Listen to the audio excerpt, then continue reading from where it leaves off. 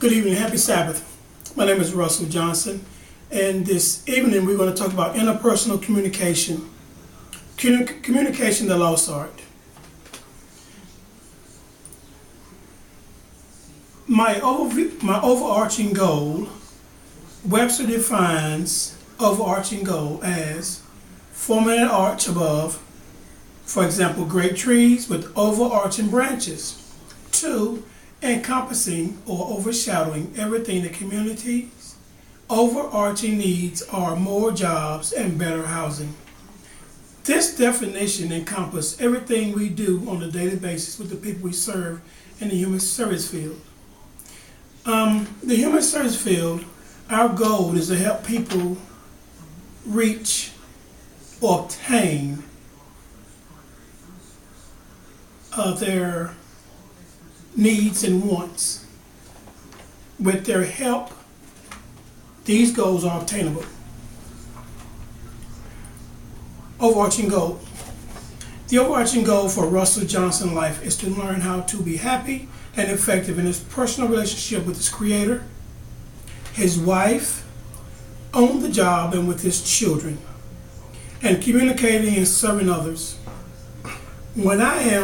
When I personally learn how to serve others with no expectations, my perception is not on me, but it is to keep Christ the center of all I do, and the victory will be mine. The goal will help to propel and prepare me to be a better human service provider to the people I serve daily. The qualities of a human service provider is to be effective, enduring, and energetic. That means that in order to do a job, to work or be in the field as a human service provider, you must come to work each and every day or be open and bring energy to subjects or to the people you're talking to, because we don't know what he or she may have been through and endured during the course of the night before or during the day. So we must be happy. We must be energetic. We must endure in order for them to see the light at the end of the rainbow. How our background blend and bond affects who we are. After I read Carboni's book, I found that I am a mutt, a mixture of traits passed on from generations in my family. The definition of behavior blend is behavior traits which are predominant in a person and which consist of a mixture of more than different personality patterns. This right here makes me think about our forefathers or our parents in the Garden of Eden, Adam and Eve. God created them. When he made them, there basically was no kind of sin or any defects in their character. But as we have learned that Adam's helpmate Eve strayed away, got too far away from her protector and provider, Adam, in which the devil himself tempted and basically corrupted her to thinking that she was a god when she really was a helpmate to Adam, in which she failed and caused Adam to fail. These traits that we have in us, or the blend that we have in us, don't just extend from our parents or our grandparents or great-great-grandparents. They go far back as Adam and Eve. And what we must realize is that our communication that we once had with our Father and our Creator in heaven was once at a level where we could just basically talk to him, and he would hear them talking, or he would come and talk to them on a daily basis in the garden. But now we still talk to our Creator, communicate with our Creator through prayer, through studying the Word, and keeping Him the the center or the key to our life. This mixture, when I say a mutt, that means I have a mixture of my grandparents, my mom, my dad, my great-grandparents, or even my forefathers, Adam and Eve, my foreparents. That mixture is in all of us, in that we are learning how to communicate and learn more about each other, when at one point in time it would have been easier if that would have never happened. Positive blend. When I think of a positive blend, the positive blend and background of my life has been my spiritual belief in God.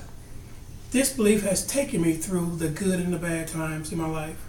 This positive experience in observing people in their environment, empathetic listening, and effectively listening, and has helped me to overcome boundaries and limitations in my life. While on this journey in life, I feel that I'm going to open up a lot of events in my life that I have suppressed in order to overcome the hurt, anger, and disappointment in my life. I need this opportunity, but at the same time I'm scared, because I thought I was over this mess in my life.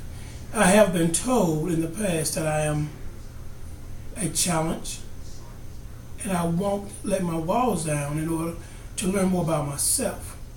Romans 8:28 tells me, all things work together for the good to them that love God, to them who are called according to his purpose. Positive blend. Who am I?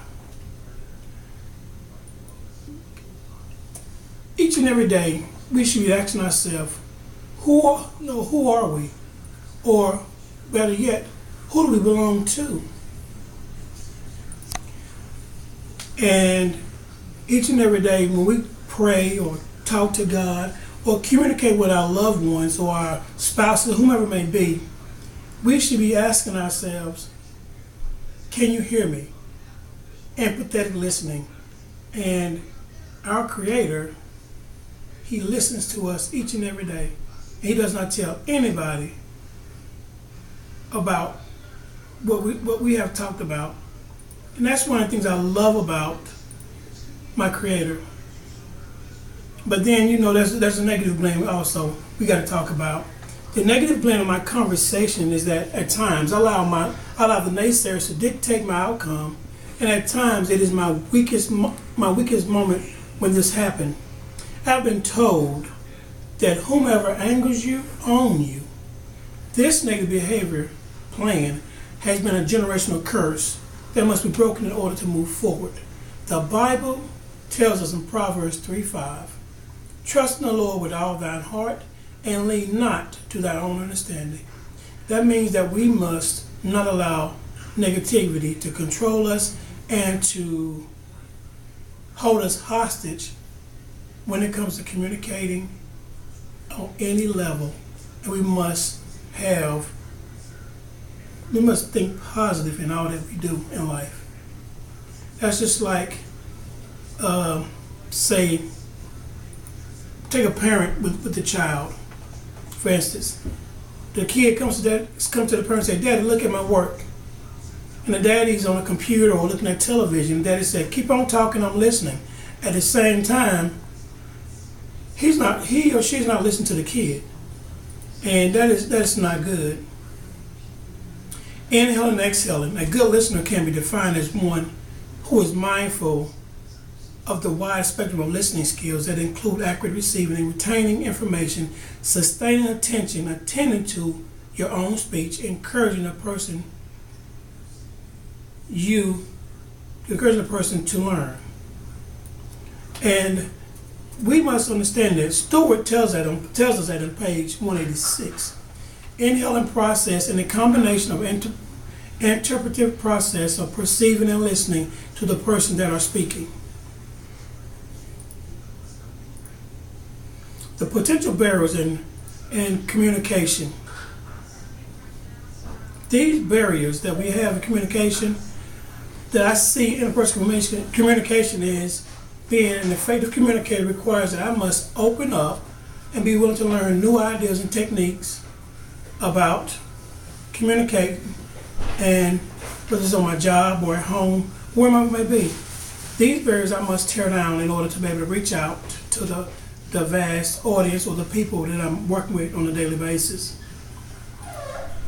And the book, Bridges Not Walls, describes a good listener can be defined as one who is mindful of the wide spectrum of listening skills that include accurate receiving, retaining information, sustaining attention, attending to your own speech, and encouraging a person to learn.